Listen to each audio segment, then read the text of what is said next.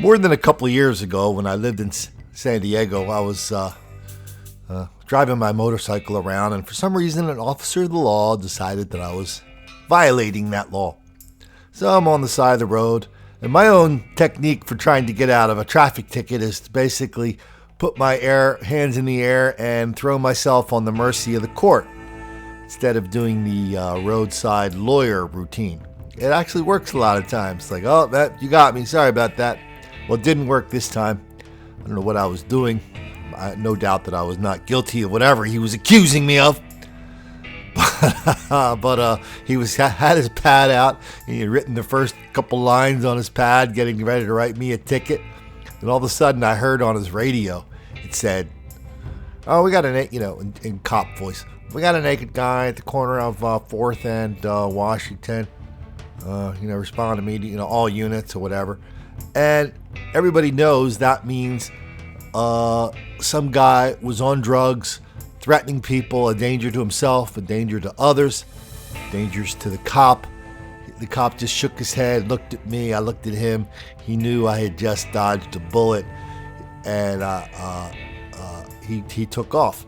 Because the cops know that these people running around naked in the middle of the day, that means are dangerous. Now keep that in mind when you see this video. Also keep this in mind, which they don't really go into on the video. The guy had a lot of drugs in his system. He had Xanax, he had marijuana, he had antihistamines. When I hear antihistamines are in there, that's kind of the ingredient they mix in with, they use to make methamphetamine. And when you see the video of the cop, keep in mind the cop's in the street. We're watching the dash cam video. So when I first saw the video you're about to see, I thought the guy was running past the cop. No, the cop's in the street. The guy you're about to see is starting to lunge at the cop at the end of this run. None of that was clear to me when I saw this. So take a look at this weird video.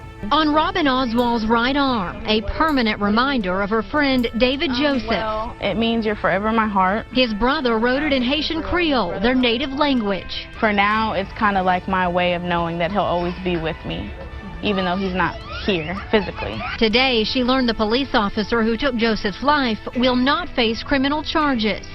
I really felt disappointed. Robin visits the Joseph family often and says she has talked to Joseph's mother about this scenario. His mom told me, though, if they don't get the justice they need through the courts, then the only thing we can look to now is God.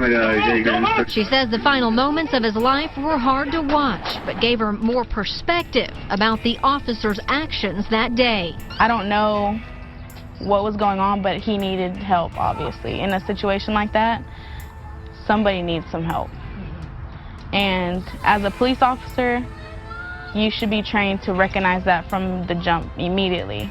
If he would have maybe stayed in the car for a couple more seconds and really studied the situation for a second, like looked other than just going straight into it and jumping out of his car, maybe it would have been a different outcome. A Haitian immigrant, all hopped up on drugs, running around naked, acting erratically on the streets of Austin, Texas, makes a full running lunge at a cop to attack him. And now somehow we're supposed to believe that the cop is supposed to know exactly what to do and how to protect himself other than using a service revolver.